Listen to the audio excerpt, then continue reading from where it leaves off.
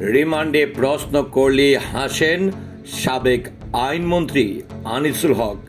রিমান্ডে কেন হেসে ওঠেন প্রশ্ন করলে আনিসুল হক? ভিউয়ার্স, বিস্তারিত জানতে পুরো ভিডিওটির সঙ্গেই থাকুন। ডিবি পুলিশ কার্যালয়ে 10 দিনের রিমান্ডে আছেন সাবেক আইনমন্ত্রী আনিসুল হক। জিজ্ঞাসাবাদের সময় হত্যা মামলার গ্রেফতার করা হয়েছে শুনে মুচকি হাসেন তিনি। কোনো প্রশ্নেরই সঠিক উত্তর না দিলেও তার কাছ থেকে গুরুত্বপূর্ণ তথ্য পাচ্ছেন পুলিশ, এমনটাই জানা গেছে। গতকাল শুক্রবার আনিসুল হকের রিমান্ডের 3য় দিন ছিল। জানা গেছে জিজ্ঞাসাবাদের সময় হত্যা মামলায় গ্রেফতার করা হয়েছে শুনে মুচকি হাসেন তিনি।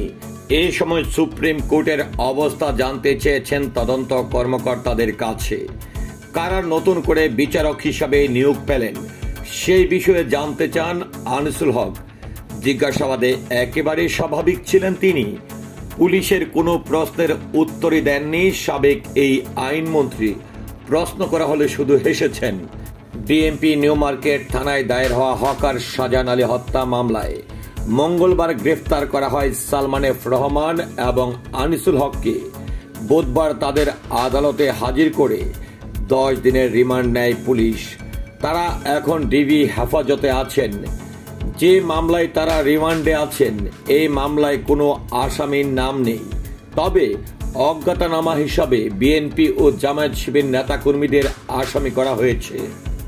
তো ভিউয়ার্স, সাবেক আইনমন্ত্রী আনিসুল হককে রিমান্ডে প্রশ্ন করলে তিনি কেন হেসে ওঠেন? অন্যদিকে সুপ্রিম কোর্টে বিচারক হিসাবে কাদেরকে নিয়োগ দেওয়া হয়েছে এটিও কেন পুলিশের কাছে জানতে চেয়েছেন বারবার আনিসুল হক? এটি নিয়েও আপনার মতামত কি হতে পারে আশা করছি কমেন্টের মাধ্যমে জানাবেন। সেই সাথে পুরো ভিডিওটির সঙ্গে থাকার জন্য অসংখ্য ধন্যবাদ। আল্লাহ হাফেজ।